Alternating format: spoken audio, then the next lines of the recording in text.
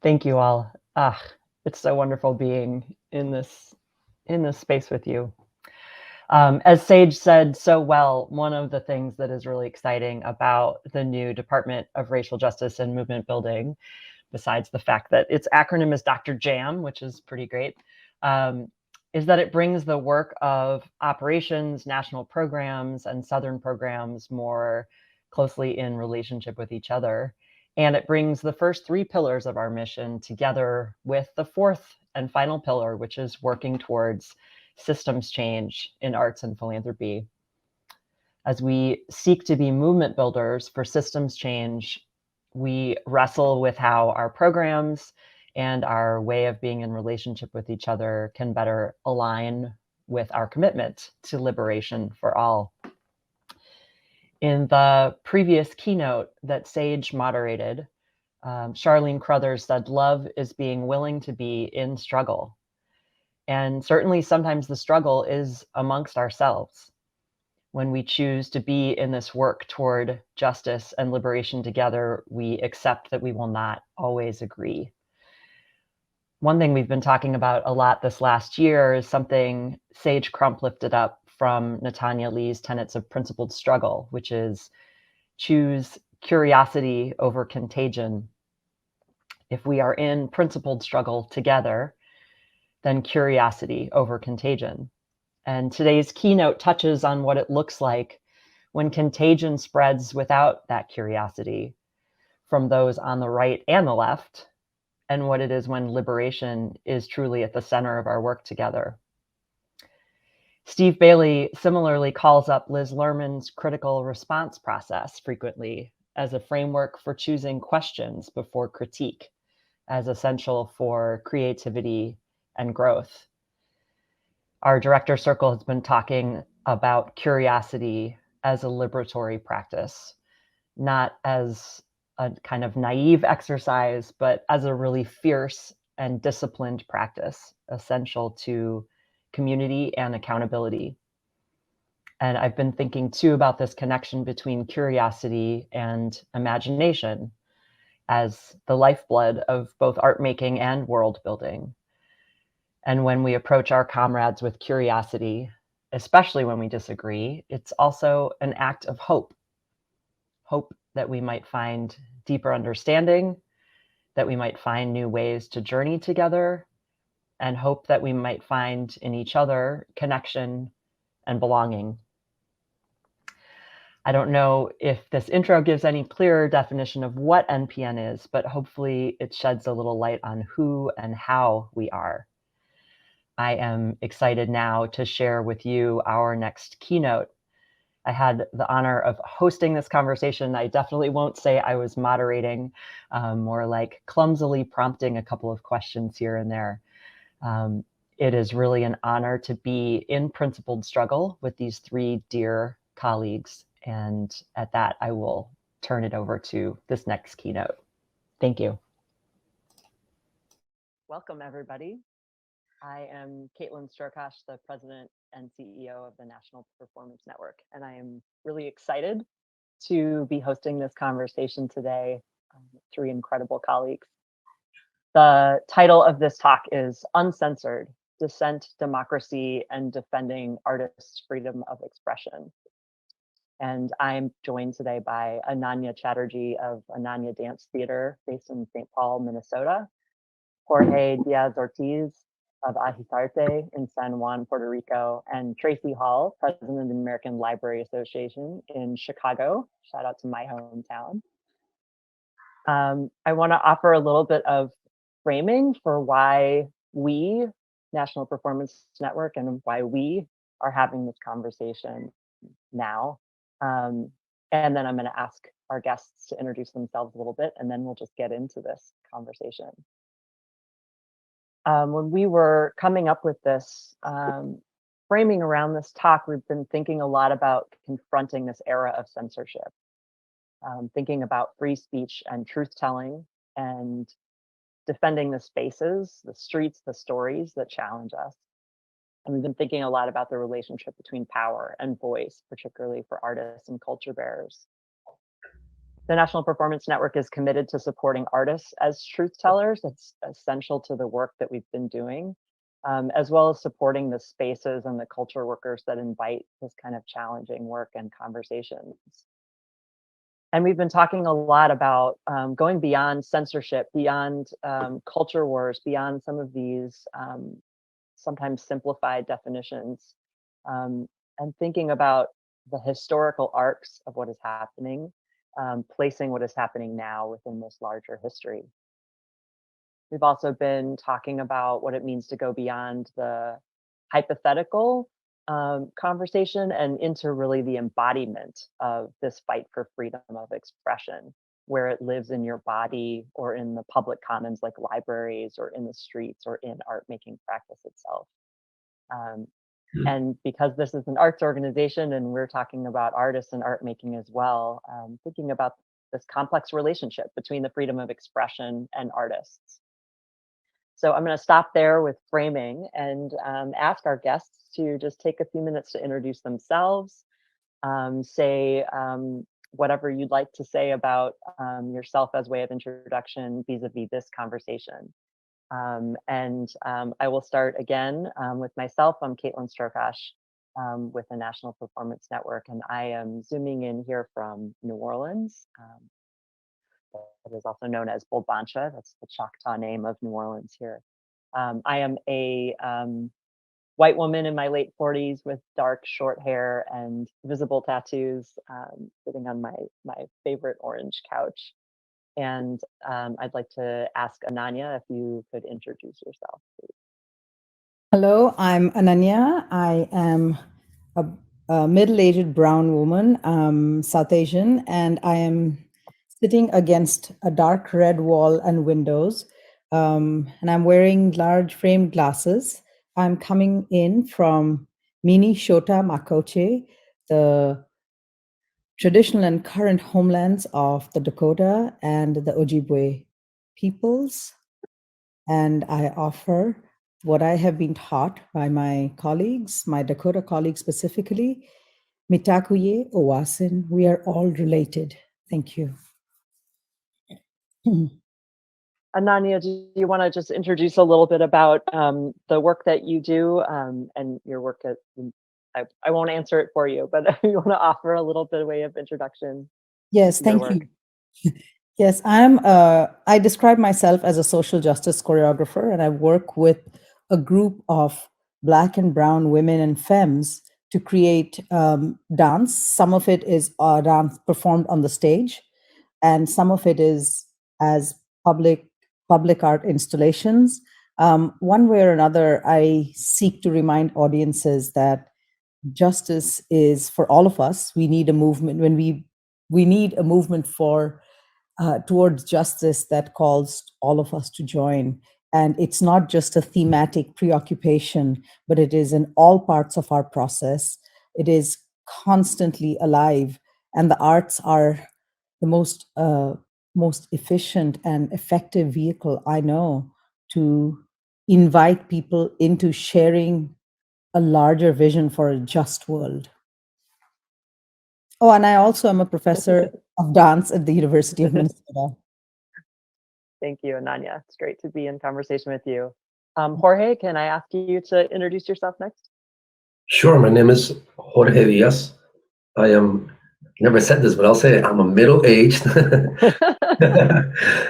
fair-skinned Puerto Rican, rocking a fedora and a hoodie, which has graffiti written, AgitArte, which is the name of our larger artist project, which I'm co-director of. But I'm also here because of the work we do with Papel Machete, which is a radical street theater. And we also do stage theater as well. We started from the streets out of Puerto Rico, which has been involved in many of the struggles, environmental, student, teacher rights, all over our islands. And I don't know what else I need to say. Is that good? That's great. We'll get into all the rest of it in a little bit. Yeah. Tracie, can I pass it to you? Yes. I am just really, I feel so good and so honored to be in such great company. I'm Tracie Hall. I am a dark-skinned, large-framed African-American woman by way of Grand Cane, Louisiana, where many of my family were born and raised, and John Island in South Carolina, Charleston area, where my grandfather hails from. And I am coming to you from Chicago, where I am executive director of the American Library Association. And Chicago is located, and ALA is located on the unceded lands of the Council of Three Fires, the Ojibwe, the Odawa, the Potawatomi, and many other tribes such as the Miami, the Ho-Chunk, the Menominee, and the Fox. And I am stewarding and caretaking along with 50,000 other humans and over 2,500 institutions, the mission of the American Library Association, which is to provide leadership for the development, promotion, and improvement of library and information services throughout the world in order to enhance learning and ensure access to information for all. And that mission is more embattled than ever. And I feel grateful to be alive at this moment where we can do what I think we are called to do in this moment, which is to resist pervasive information withdrawal and to resist the erasure of memory and histories. Wonderful. Thank you. Thank you all. I'm excited to just get into this conversation with you and really just start with asking you each to describe a little bit about what you think is happening today. What is going on here vis-a-vis this conversation around censorship and dissent and defending the freedom of expression? What are you seeing, and what is your take on where we are and what's happening? And y'all can just jump in as needed. Does anybody want to take the first crack at that?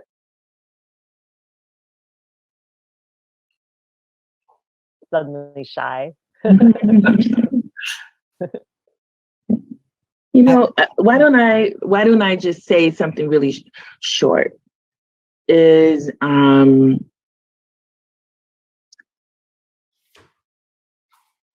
think that as Jorge and Ananya, and as you and MPN sort of speak to, this is not a time for armchair activism, right?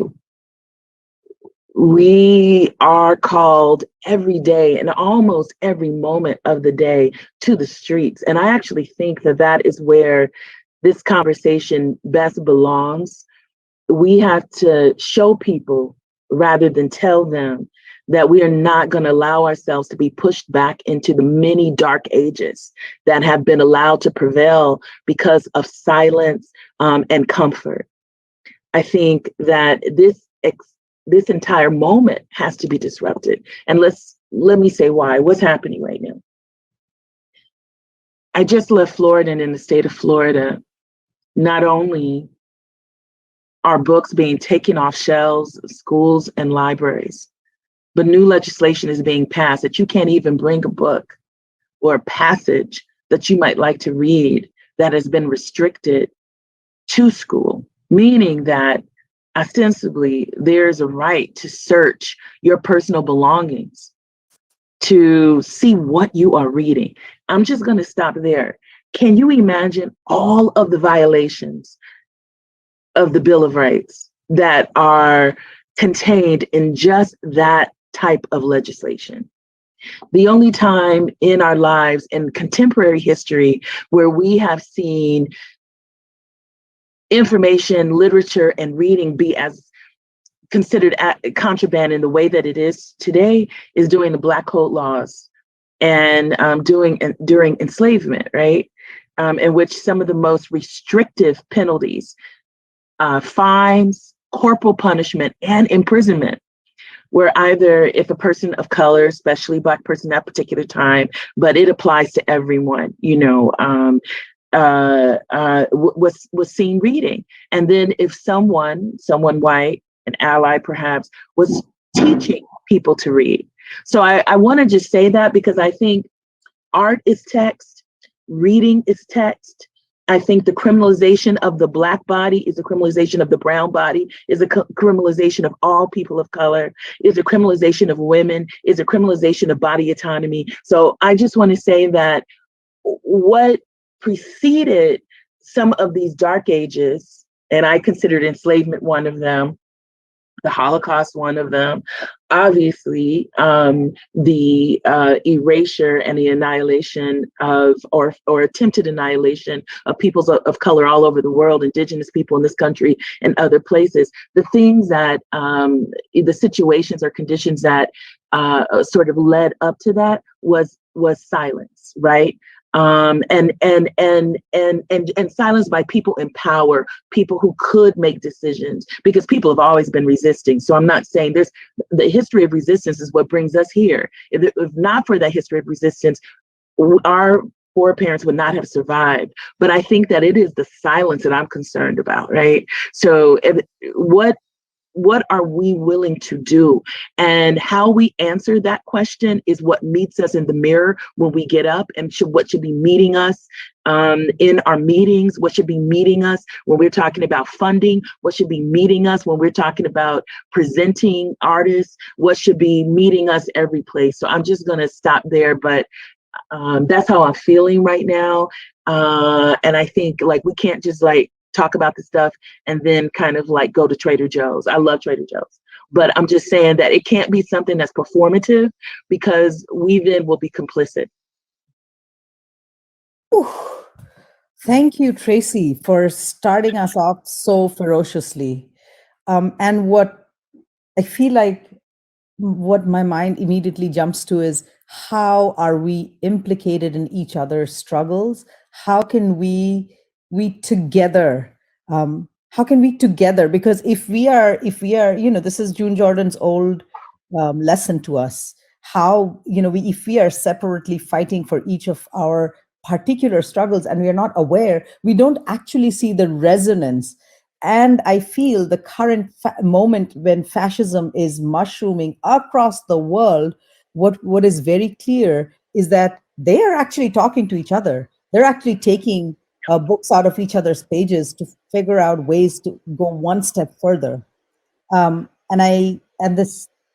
think the conversation about textbooks is terrifying, because this is also what has happened in South Asia, particularly in India right now. History is being changed, some kinds of history. What was, what were the contributions of our history of Muslim and Mughal rulers is being erased in some ways, right? Names are being changed. And I want to hold up two important incidents that are part of this. Because we need to not look at incidents as isolated, but pull back the frame widely. So in 2016, a young Dalit student, Rohit Vemula, who was at the University of Hyderabad, ostensibly committed suicide. And that is where the administration would like us to keep that. But actually, when we pull back the frame, what we see is that he was a Dalit student, and he was active in the Ambedkarite Society, which is for a Dalit liberation movement. And he was from an impoverished family. So he was there on scholarship. He was a PhD student on scholarship, and he would send part of his money to send it back to his mother to support other kids in the family. So when the administration said, oh, he's causing trouble on campus, and he branded him as anti-national, they suspended his scholarship and threw him out of his hostel. So he had no place to stay. He was on the streets, and all of that led to his disillusionment. So it was really an institutional murder, and it was in order to silence his activism. So pulling back the frame really helps us. And I think that's one of the first things we have to do. I also want to hold up his his institutional murder happened in 2016 and it shook us all. And in 2017, Gauri Lankesh, a really powerful firebrand journalist, she was shot dead in broad daylight. And when we sow the seeds of fear, and I heard in Tracie's recounting, this is how fear is spread, that's when we start to get into trouble. Well, sorry, I was a little shy at first. Sometimes I get a little, and I lose my words. It's funny because and then I gotta stop myself from talking too much. But I didn't recognize that we're on unceded lands of the Algonquin and the Anishinaabe Nation. And also, I'm sitting in a place which is Briarwood Arts Center, which is located where there used to be a abortion clinic here, right? And I'm also in Jackson, Mississippi, which right now, white, lawmakers are trying to create a separate district, like literally create an apartheid in an 80% Black, city, without, any consultation, without any participation, and just run through this new district. It's basically going to be mostly white, and then they're going to appoint their judges, create a whole system to separate it. Literally, have a separate system of laws for the majority of Black people in the city and the white residents. I mean, it's just like we're talking about, right? We're not really that that far off from the realities that Ananya was bringing in Tracie, in the sense that here we are at the heart of the empire. I mean, we're in the South, right? It's not the North, right? It's not where where all the economic power, but we're the center of the empire. And look what's happening here. So imagine what this country allows with its imperialistic and colonial practices all over the world. If this is a situation here in this country, so it's much more, it's deeper. And actually, I was hearing Tracie talking, and it moved me because I also feel the strength in the people and the resistance of folks and the commitment to continue to fight, because, like you said, there's no time for armchair activism. That's for sure. In terms of Puerto Rico and where I live and where I come from, right now, the situation is. It's really the full-on neoliberal project, like in all of its power, and it's happened. It's happened for many years since the U.S. invasion, but this new, out of disaster capitalism, out of the fiscal control board that got imposed on us, with a new reality that we had, basically selling everything off, and like really, and basically turning Puerto Rico almost like a resort island, and the amount of displacement of Puerto Ricans, which a lot of them are going to Florida, of course, where Ron DeSantis just, put in this, whatever, his list of books, Roberto Clemente's story. This is like one of the best baseball players of history, who died taking supplies to Nicaragua after an earthquake. I mean, like, this is the level we're talking about, folks, right? This is no radical. Oh, yeah, he made Martin Luther King. Oh, and he understood what was going on with the civil rights movement. He met with Martin Luther King once. Of course, they must ban this person from history. Like this is serious stuff, right? Like it sounds like, for me, it reminds me that I was a kid watching this Twilight Zone episode. There's an old episode of Twilight Zone where they're banning books, and it's like it looks like this, like they always have this authoritarian thing. It looks like some Soviet thing, right? When it never thought to be in the heart of democracy, right? And meanwhile, Bad Bunny, the biggest artist in the world, is in the Grammys with Puerto Ricans with skirts dancing behind him and all the beautiful things, while they're dismantling the whole island, right? And we're happy because he made it. They captioned it singing in non-English, because the second largest Spanish-speaking country in the world per capita cannot put subtitles in Spanish. I mean, this is all intertwined, right? And I almost don't know. It's hard to find a linear way of talking about this when it's just this complete attack and bombardment from every side. And as Ananya said, like, they're talking to each other and they have a playbook. Puerto Rico's right-wing Christian, they got the whole thing is based on the U.S. Christian, right, and especially and how they roll in the South. So it's inescapable. It's hitting us all. So if we'd be fools to think that we don't have to come together and we don't have to, transform and do what we can, right, in this process of liberation, which for me looks more like the road than the end goal. So, but I don't want to jump farther on. We're just supposed to be talking about where we're at. Sorry, it's just that Ananya and Tracie really got me, excited, and because it's a time of fire, a lot of fire. Yeah. This is the conversation, Jorge. Let's do it. One of the things that you brought up, I think, is really important that's come up in our other conversations as well.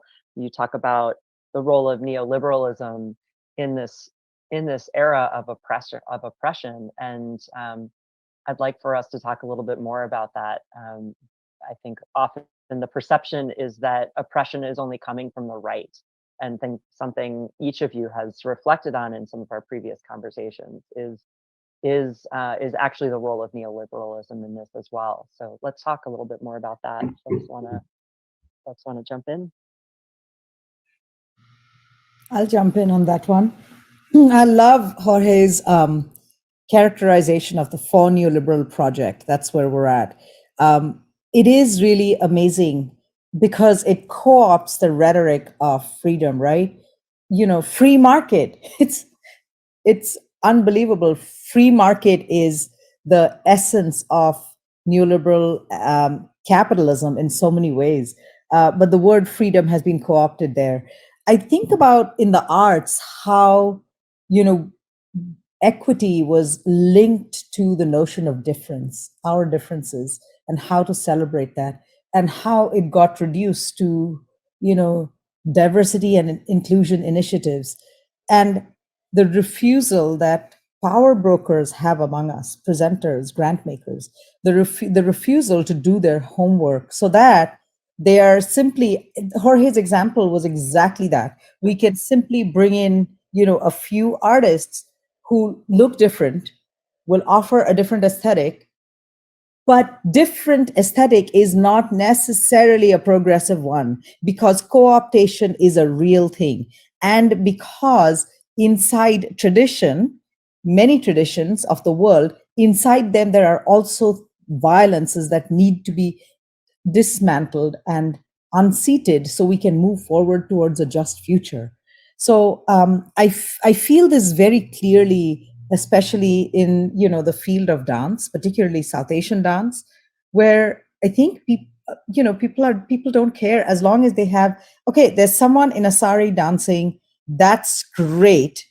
We don't have to care about which world they are signaling to. So, you know, we don't have to care that artists are being, you know, their performances are being shut down in different parts of the world because they were dancing to Sufi music. We don't have to care about that. So when and how can we demand accountability from the power brokers in the field who actually have the magic wand to anoint us and set us off? I'll stop there.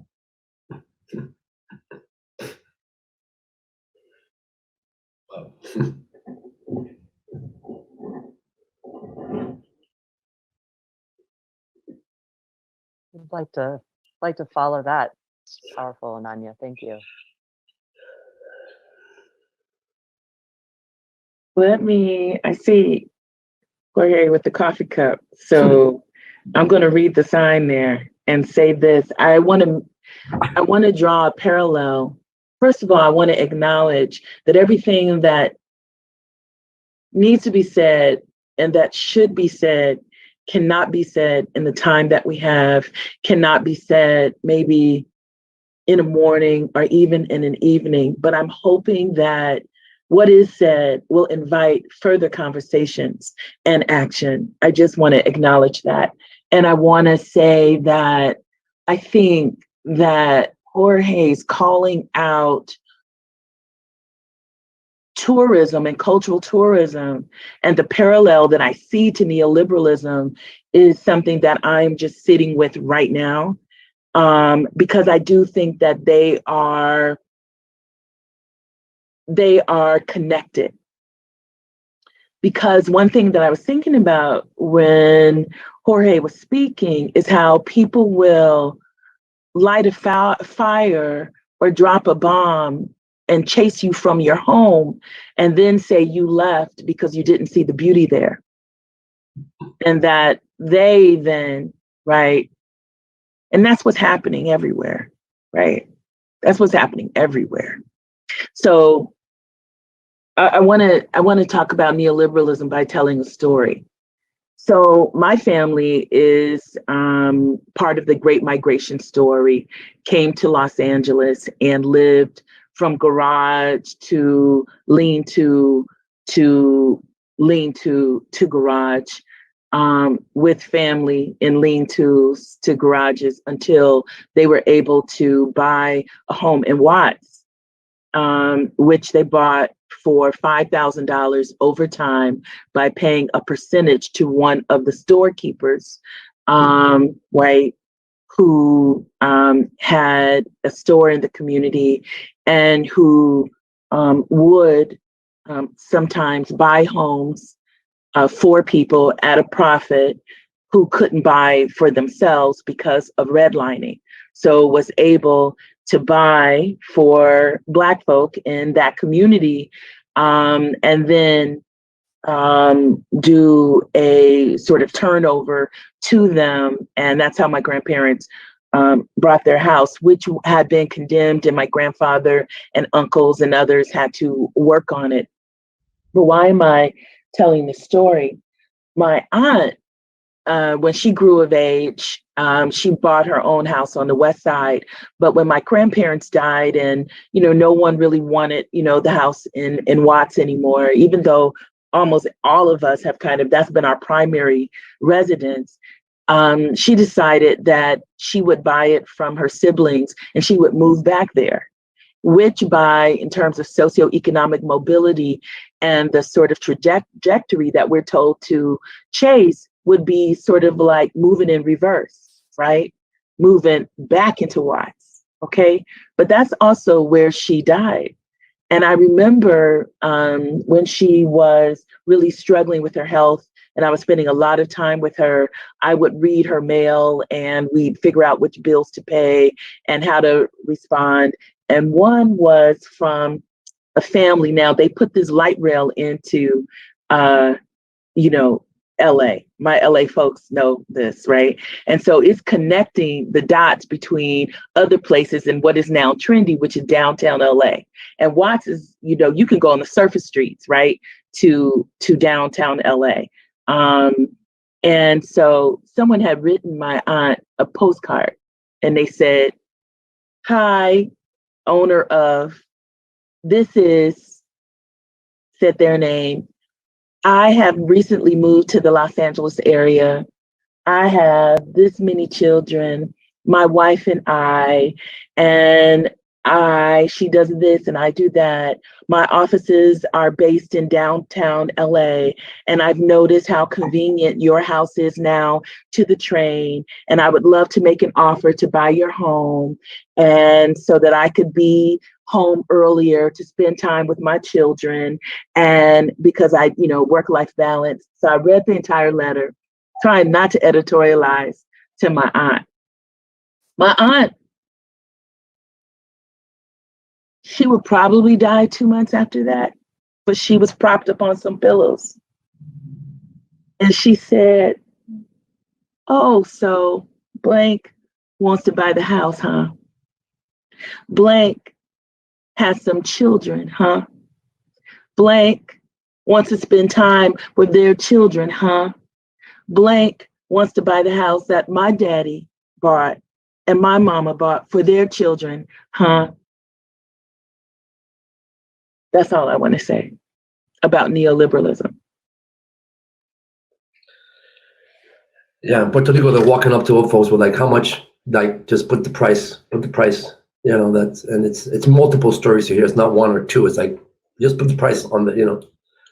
But of course, we also have people like, like your aunt, who is like, no, no way. So, yeah, that's real. It's just real.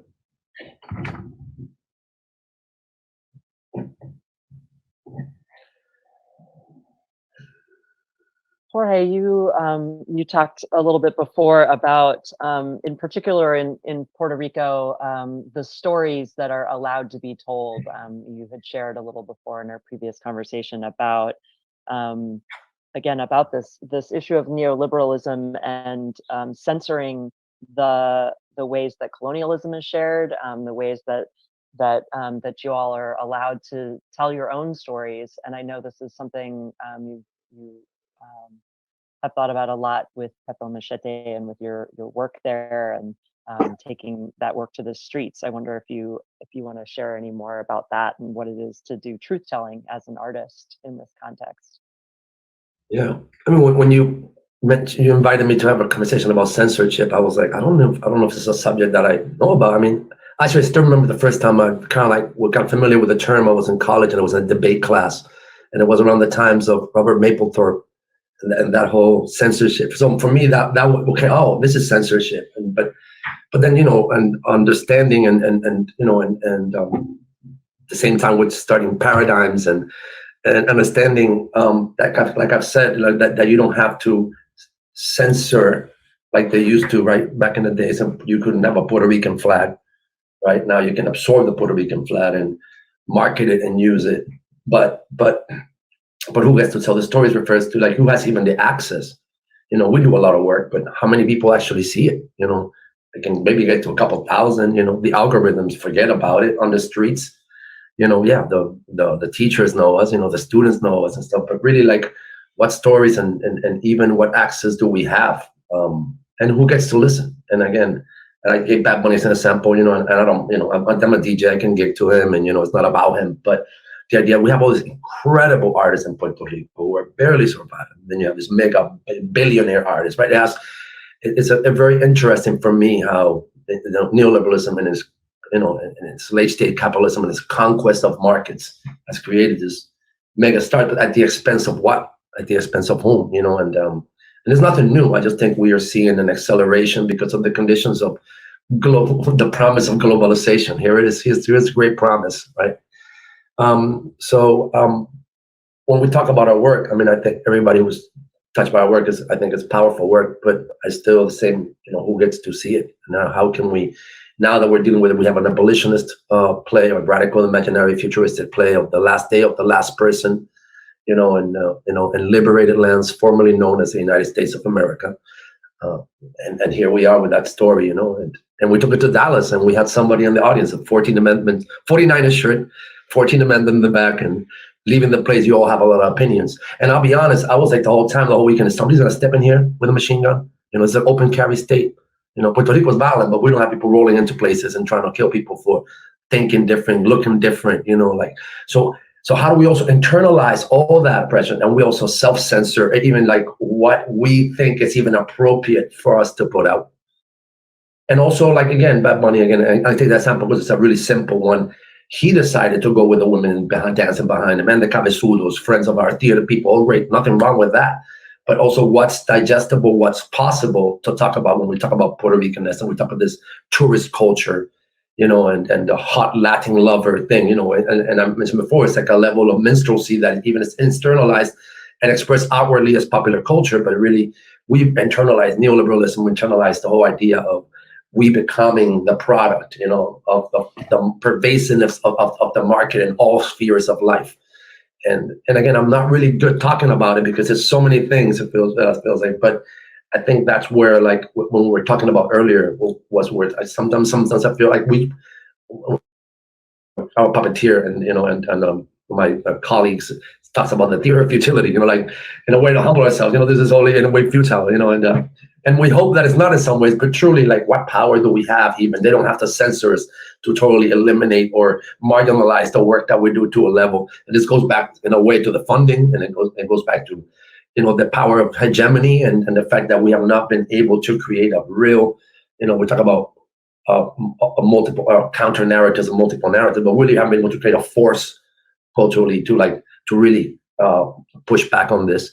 And it's a lot of it hasn't been the right. No, it's been the people who are, you know, to the center. I don't even know what to call them, but that's not what we call the white supremacists out there. No, it's just this whole level of consent and not dealing with that extreme that even pushes everything more to the center. So now we're even more left out of the conversation, more left out of the cultural work that could transform this. So I want to go back to Ananya's point of who has the power, who wields some of the power. We can wield cultural power, and we know what kind of power we come together. But who holds that economic and political power that really is what permits any of the work to really be disseminated and get out into the world to the level that we need it if we're talking about transformations for liberation. Really appreciate that, Jorge. I want to flag this thing that you said, absorbed. When where you talk about the Puerto Rican flag at this point being absorbed, and that absorption, that co-optation, is the most terrifying thing to me, because the notion of freedom itself is constantly becoming part of a rhetoric and turned against us. And it's almost like a promise. Anything that you say will be held against you. So the sort of, I notice how, hate is being proliferated in the name of freedom. We have the freedom to do this. We have the freedom to shut down people who don't agree with us. So how do we talk about freedom of responsible speech, which is, so to be able to share the critiques that need to be?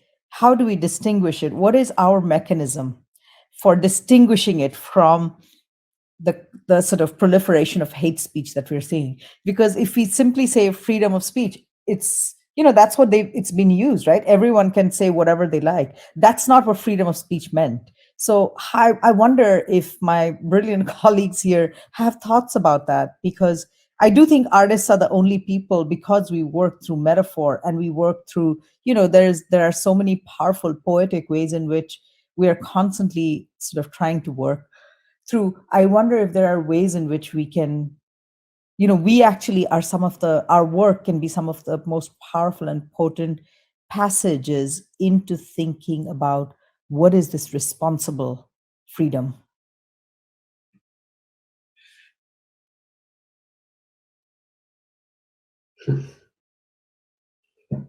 I think you're still on mute, Tracie.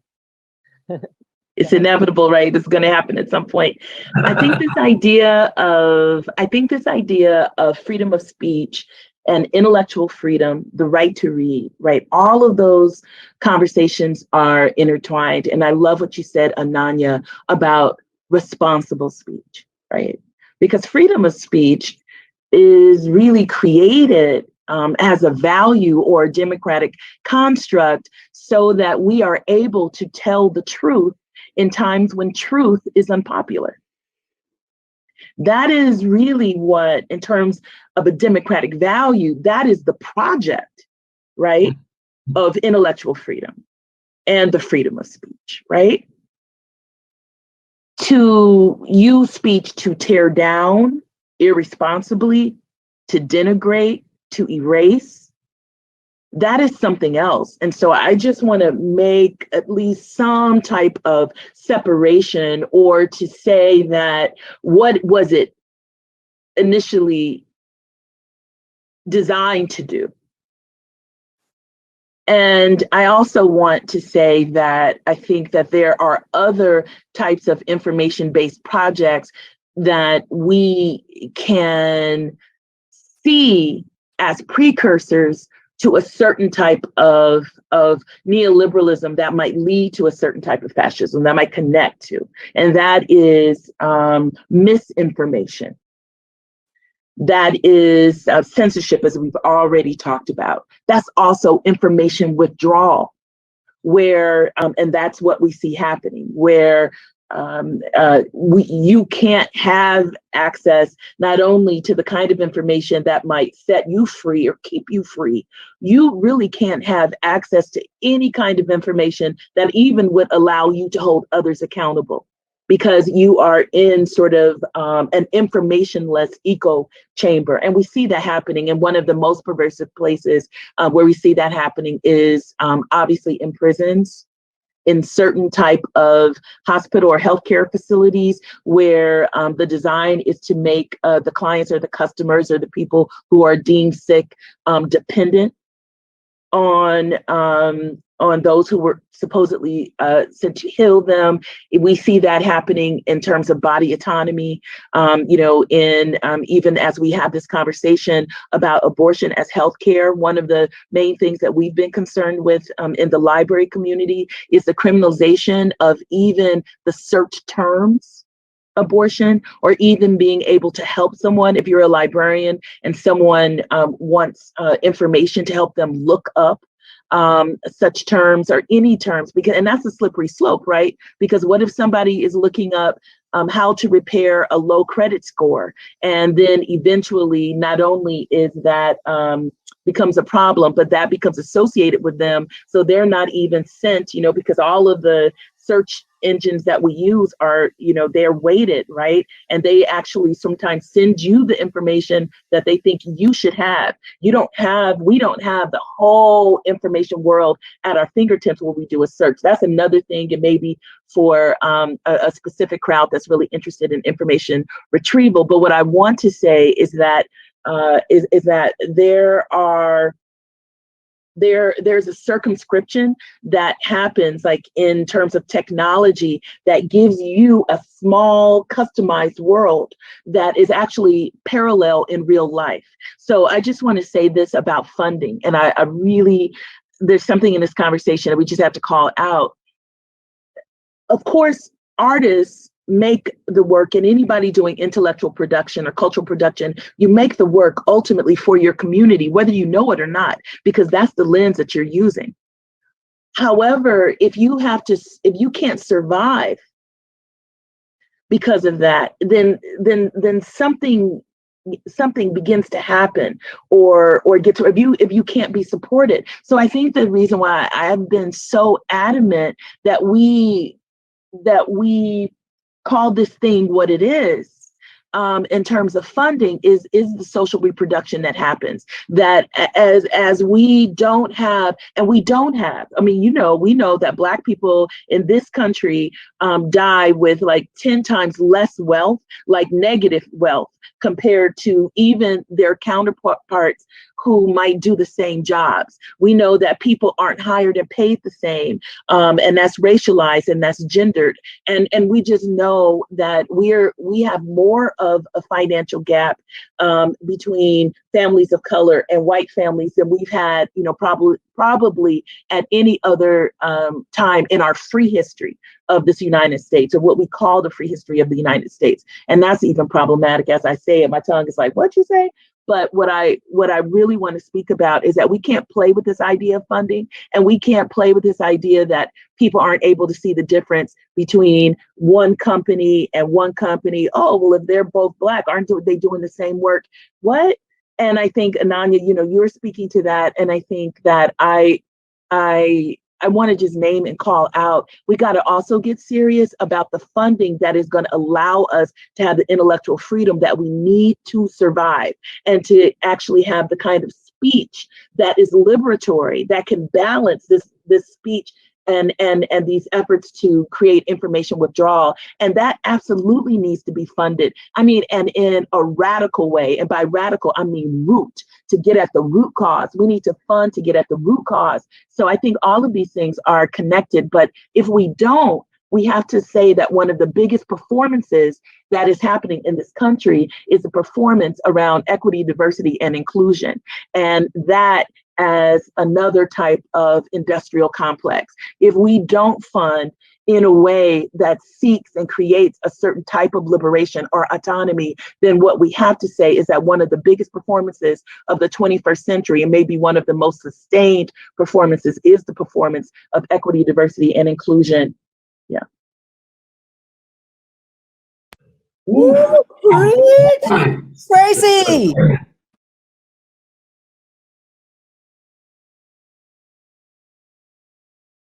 That's definitely a mic drop right there. There's no way.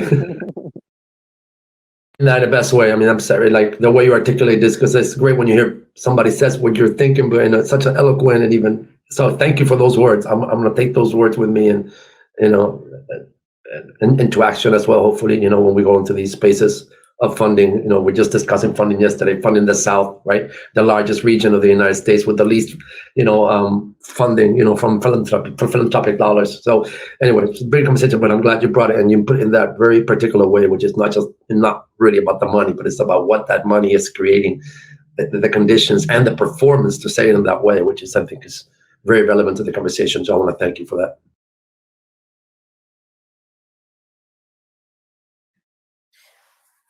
And I want to thank you also for bringing us back to doing our homework regarding regarding how we as artists invest in particular things. What do we lean into? So, I see sometimes in the rush, to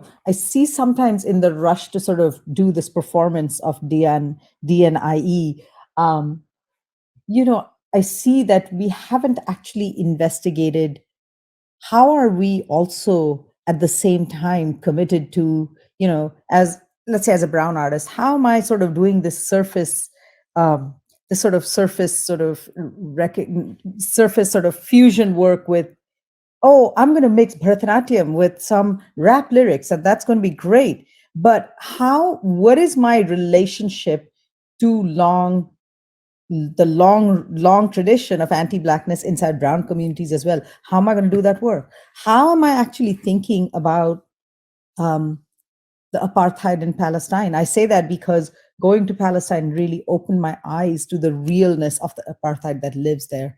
So how are we leaning into all of those? And as artists, we constantly have to do that work ourselves. So we are, so we recognize, because, this, what do you call it, Jorge? The neoliberal project. It's also like, it's like an onion, like it constantly layers things over us, as through the lens of what is convenient to do. It's just convenient to do these, convenient to forget about some things. But, in terms of what makes our life easier, life is already so tough. It's sort of, fascism actually sheathes us over constantly through those. It's not this, it's not this hammer down sometimes. It is through this kind of sheathing. So how do we constantly do the work from inside to peel off the things that cover our senses so we actually see?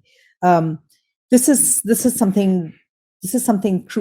crucial work that we as artists have to do.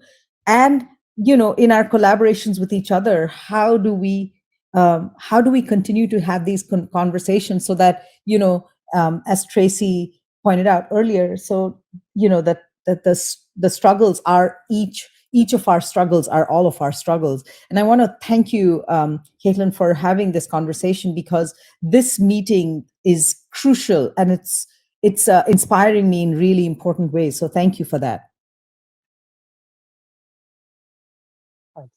Absolutely an honor to have this conversation with y'all. And I think, one of the reasons why we wanted to bring the three of you together is because of the level of nuance that you each bring to this work and the commitment to ongoing learning and some of these things you were just sharing, Ananya, and a grounding in history, but also a very contemporary, very present analysis of what's happening right now.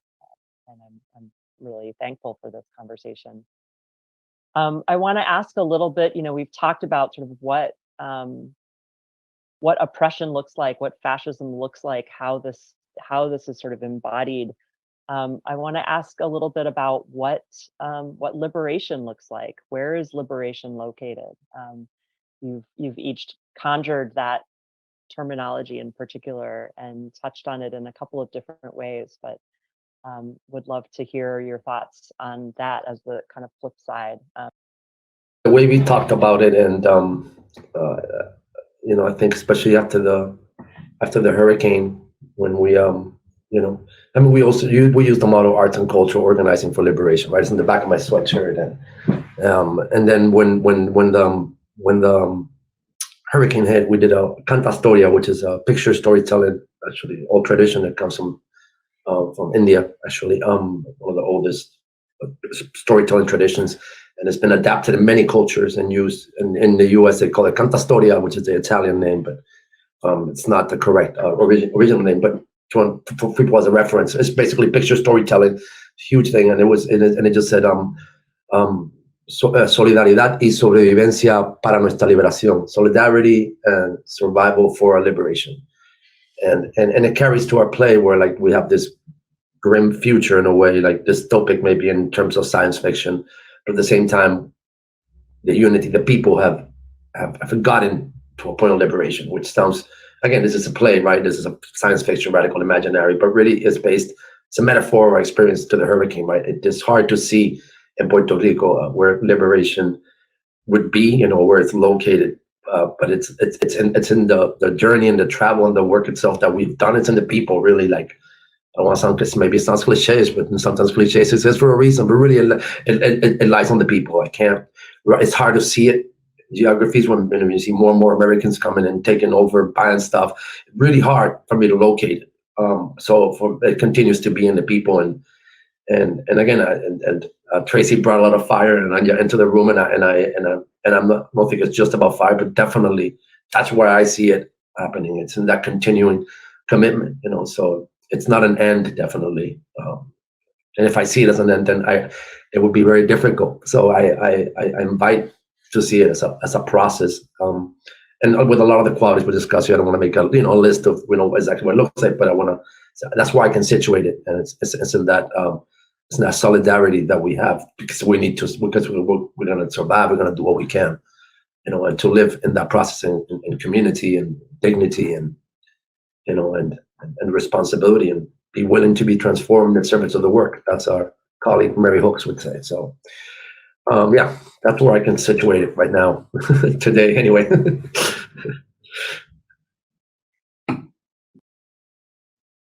Thank you for that question, and thank you, Jorge. I want to hold up June Jordan again. Freedom is indivisible. The best lesson I ever learned, this constant implication in each other's struggles, without speaking for, without taking over, but standing behind, being there behind friends, so that we know, we constantly see, so that the moments of co-optation, the moments of violence, the moments of deep struggle do not fall through the dark spaces of history.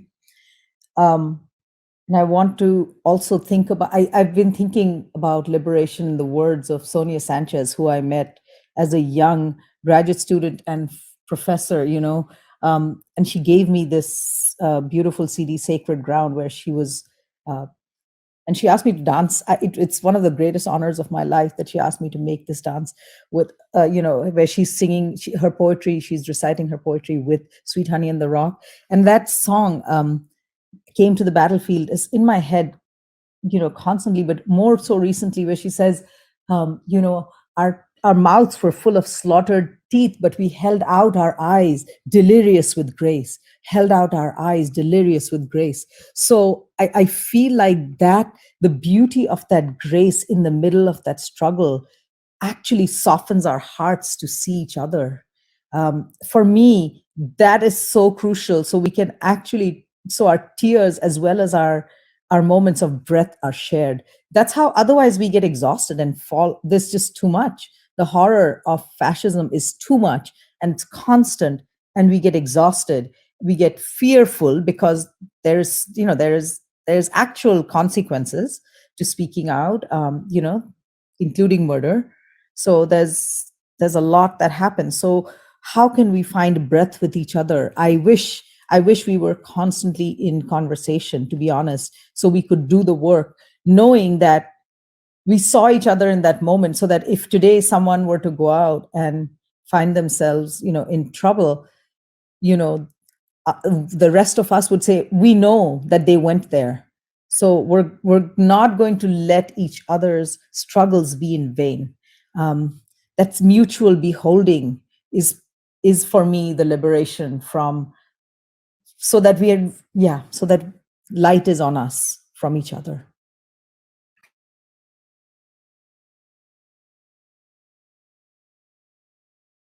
Tracie, you want to bring us home? Ooh, that's the definition, right? That light is on us from each other. What those last words, Ananya, wow. So I think that Jorge and Ananya have laid out the recipe for liberation. At least the part of the recipe that we need today, right? That liberation is really about community and how we spread light, right? So Sonia Sanchez and Grace Lee Boggs come up for me, right? I think Grace Lee Boggs, because of her mandate, that if you want to change something, you have to assume responsibility for it. And Sonia Sanchez, because as a young poet, as a Cave Canem fellow at, another part in my life, I remember being in workshop with Sonia, and, all of us were trying to write the best poems that we could. And I remember her asking, as I know that she's asked so many others, after I wrote a poem that I was particularly pleased with and read it in class, and there was that kind of silence that kind of equals, a little bit of appreciation. I remember Sonia asking, yeah, but who does that poem set free? And that for me, right, that's what liberation is about. It isn't about something being good to listen to or nice to read or about the applause, but it is really about the act of getting free and of creating a condition where others can get themselves free. Yeah. So creativity, communication, conversation, light, community.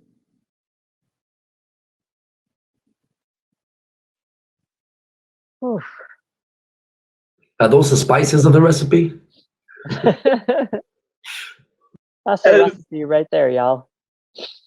Goodness. I'm so grateful for this conversation with y'all, and this feels like a natural pause point as Tracie, as you said at the beginning, we're not going to have the whole conversation in this moment, and this is really just a place to dig in a little bit deeper with more to come. I'm sitting so much with this idea of mutual beholding and what it is to share both tears and breath with each other. And it's such an incredible honor to share this mutual beholding with the three of you, and thinking about what it is to be in community myself personally with the three of you, and also for NPN to be in community with the three of you and all of the bodies of work and ways in which you show up in this world. It's a powerful space and community for sharing light, as you have said, Ananya, but it also, to me, a space to invite responsibility and action and accountability to each other. And I'm really grateful to the three of you for being in this community of accountability and light with me and with us at NPN. Oof, I'm gonna sit with this one for a while and return to this conversation. And I so look forward to being in conversation with you all again. And I hope that this also means the three of you stay in conversation with each other and know that you are part of the NPN community now. And really very much thank you for this conversation. If y'all have any final words you want to share, we can do that now too, and we'll say our goodbyes.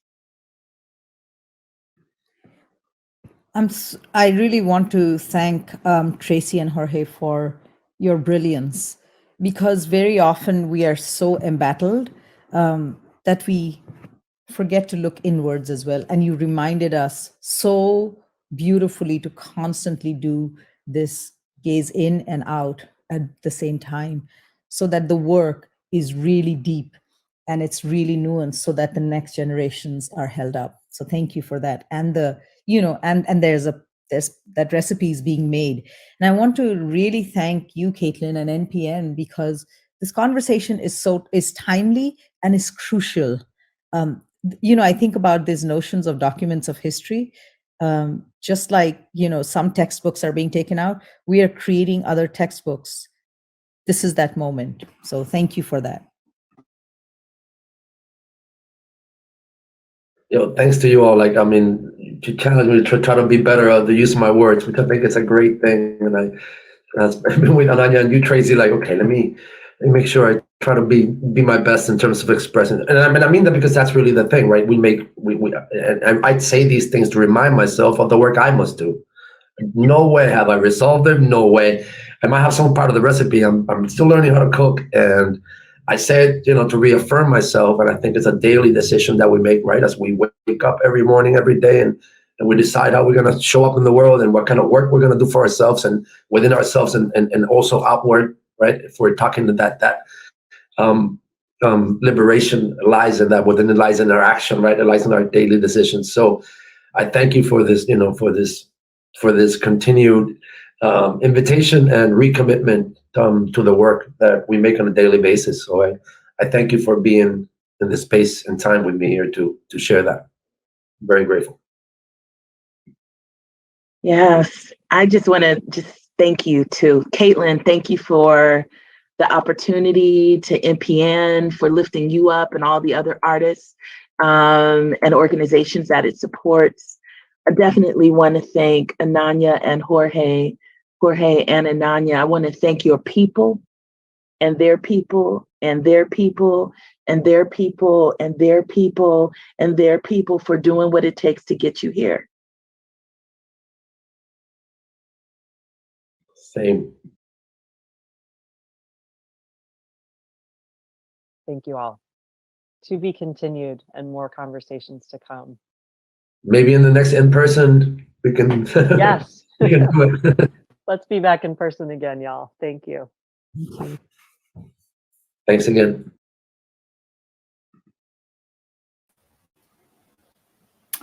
All right. How's everybody doing? That was a great panel discussion, wasn't it? First, I'd just like to introduce myself really quickly. My name is Alec DeLeon. I use he and him pronouns, and I am one of the program specialists at NPN. Just a big thank you to the keynote speakers, Tracie Hall, Ananya, Chatterjea, and Jorge Diaz.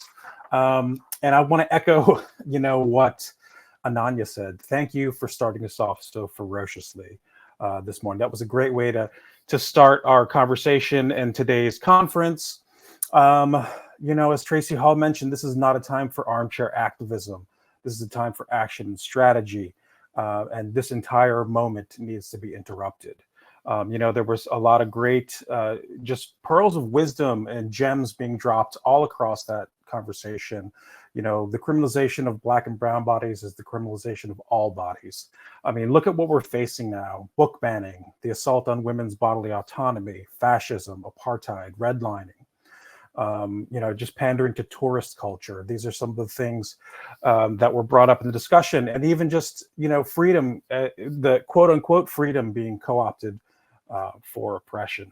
So lots to think about, lots to chew on.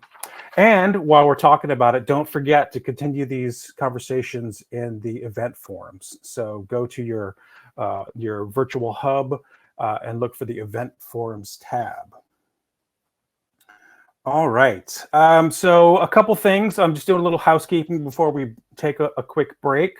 So tomorrow at 1:30 p.m. Central, that will be the second artist watch party. So be sure to check it out. Also know that you can go back if by chance you missed the last week's artist watch party. You can go ahead and watch it now. It has been recorded, so you can go into your virtual hub and look for that in the schedule. I just caught the first few seconds of one of the things earlier, so I know it is definitely working. So be sure to check that out. Oh, and make sure that you rate the various sessions that you attend. There'll be a little prompt that will pop up for you if you want to give a star or give a little review. We'd love to hear your feedback to see what you thought of our programming. Also, there will be a post-conference survey that we'll send out after the conference so that you can give us your feedback there as well. Then we are going to have an on-camera closing session tomorrow afternoon. So we'll have a chance to see everybody. So if you're able and willing, please plan to be on camera during the closing session. Feel free to share your plants, your pets, or your rosy-cheeked kids. Also, don't be afraid to glam it up a little bit. Maybe put on some makeup or a party hat or even some festive lights. We would love to see that NPN spirit. And then up next, we've got 2 rounds of breakout sessions coming up. The first breakouts are starting at 2 p.m. Central. So that's in about 35 minutes. And we're going to have one of the sessions reframing the collective has a capacity of 25. So limited capacity there. The other ones are more open. And then the second batch of breakouts will start at 3:30 p.m. Central. From lived experience, the liberatory infrastructure has a capacity of 60 attendees. And all of the other sessions today have open attendance. And then one last bit about tomorrow. Tomorrow's schedule will mix things up a little bit. We won't start out with a altogether plenary session, but we'll just jump straight into breakouts. And then we'll have our second artist showcase watch party featuring another amazing lineup of performances. And we're going to drop that digital playbill link in the chat so you can check out what you can look forward to. And then tomorrow afternoon, we're going to close out the conference with our final keynote offering. So looking forward to spending some more virtual time with you today, and can't wait to see you in the chats and in the event forums. So we've got about a little over 30 minutes before the breakout starts. So take a break, get a cup of coffee, make sure you're taking care of yourselves, and we'll see you in a little bit. Thank you.